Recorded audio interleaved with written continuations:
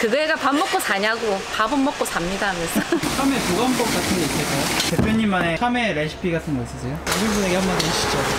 어이 좀 잘해보소.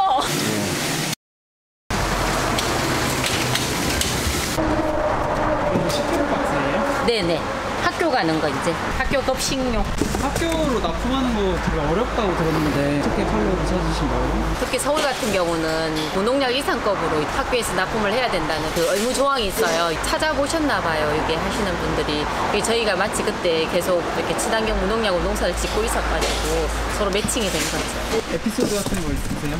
옛날에 농가 직거래가 아니다 보니까 농협에서 좋은 것만 살 수가 있어요. 근데 이제 우리 농장 직거래를 하면 생산량이 전체를 다 들어가야 되는 거기 때문에 내가 35개짜리면 고집한다고 해서 35개짜리 들어갈 수가 없는데도 불구하고 이게 공산품도 아니고 그렇게 주문을 하니까 중간에 물류하시는 분들이 굉장히 힘들어요. 참외는요, 잘난 놈도 있고요, 이렇게 못생긴 놈들도 있어요. 못생긴 놈 차별하지 말고 이하도 참외, 이하도 참외, 이래 아도 참외입니다. 선생님들을 무슨 죄가 있겠어요. 아이들이 와가지고 선생님 이하는 크고요, 이하는 왜 작아요 이러면 할 말이 없거든요. 단순하게 급식이 밥 한 끼 아이들한테 먹이는 게 아니라 식교육을 통해 가지고 우리 농산물이 어떻게 유통되고 어떻게 생산되고 또 앞으로 어떻게 지속 가능한 농업을 또 이 밥상머리 교육을 학교에서 좀 시켜주면 좋겠다, 이런 이야기 좀 했거든요. 많은 박스를 이렇게 직거래로 판매하시는데 노하우가 있으세요? 노하우라기보다는 믿음을 줘야 되고요. 그다음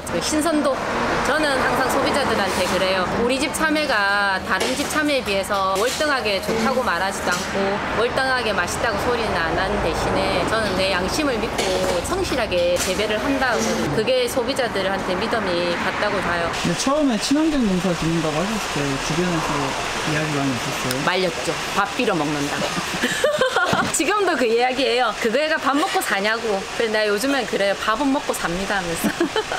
그 정도로 친환경 하면 돈이 안 된다고, 못 먹고 산다고 그런 인식이 다들 이렇게 있어요.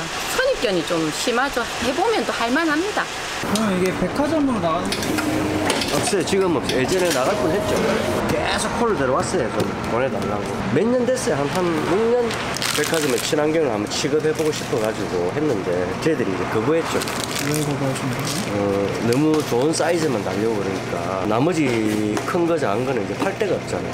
물론 뭐 저렴하게 팔 수는 있지만은 똑같은 물건인데 좋은 거 백화점 주고 저렴하게 팔 수는 없는 부분이니까 굳이 안 해도 뭐 팔 수 있으니까 저희들이 뭐 돈만 보고 농사를 짓는 건 아니니까요. 저희들 초창기 때는 서울중앙청가에 2등까지도 해봤어요.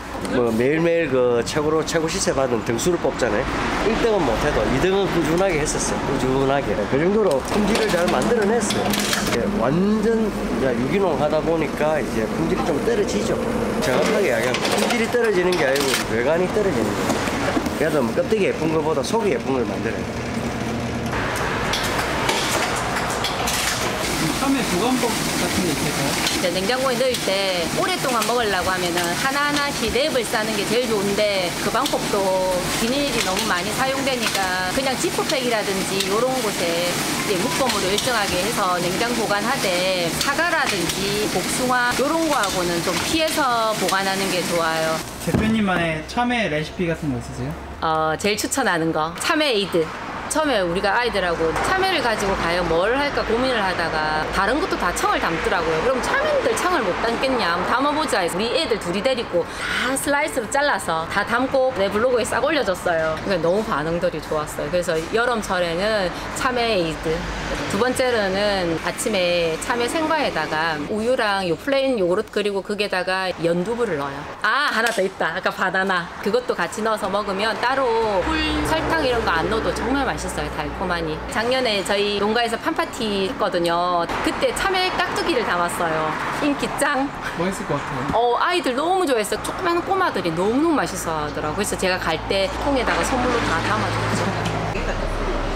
지금 뭐 확인하시는 거예요? 소비자들 문자로 페이스북이라든지 개인적으로 오신 분들 이런 거 보기. 처음부터 유기농 재배를 하신 거예요? 이 유기농이라는 게 처음부터 할 수는 없어요. 근데 처음부터 안 하면 또 안 되는 거예요. 일반 간행에 익숙해져 버리면 이걸 할 수가 없어요. 왜냐면 진딧물이 우리 유기농에는 제일 힘들거든요. 근데 일반 간행에서는 진딧물 하나도 안 힘들어요. 약 한 번에서 많게는 두세 번만 치면 뭐 다 전멸 이렇게 되니까 저희는 화학약품을 쓸 수가 없는데 벌레가 여기 있잖아요. 그럼 이 약재가 맞아야만 벌레가 죽어나가는 이런 구조거든요. 그런데 참외 같은 경우는 토마토 오이처럼 이렇게 키가 이렇게 세워져 있지가 않아요. 땅에 이렇게 있는 포복작물이다 보니까 이파리 뒤에 진딧물이 있어요. 그럼 아무리 약을 쳐도 이게 들어가지가 않기 때문에 유기농 농가들은 제일 힘들어하는 게 사실은 진딧물이에요. 진딧물 때문에 폐농도 할 수 있거든요. 참외 농사의 장단점이 있을까요? 다른 농작물에 비해서 참외가 약간 고부가 가치는 맞아요. 같은 평수에 지어도 참외가 좀 아무래도 이익금이 많죠. 네. 그런 거는 좀 좋은 점인데 단점은 토복작물이다 보니까 병해충에 약해서 그런 면에서는 굉장히 좀 불편하고 유기농 참외라 벌 수정을 하다 보니까 계획적으로 참외가 나오는 시기랑 또 성장하는 시기가 딱 구분되어 있지 않아요. 물 줘야 될 시기가 있는데 다 익은 아이들을 봐서는 물을 줘야 되는데 또 덜 익은 아이들을 봐서는 물을 주면 안 되고 뭐 이런 게 있거든요. 그리고 여성분들이 이제 근육이라든지 허리 이런 쪽에 통증을 많이 느껴요. 허리 괜찮으세요? 아, 저는 산후우유증으로 좀 안 좋아요. 허리 안 좋으세요? 아침에도 제가 따가웠을 때 사람 따가운지 알고. 남편분과 같이 일하고 계신데 남편분에게 한마디 해주시죠. 어이, 좀 잘해보소. 우리 집은 거꾸로 돼가지고 잔소리도 있잖아요. 아이 사실은 많이 고맙죠. 싸우기도 많이 싸우는데 금방도 보셨죠. 그냥 논다고 이러잖아요.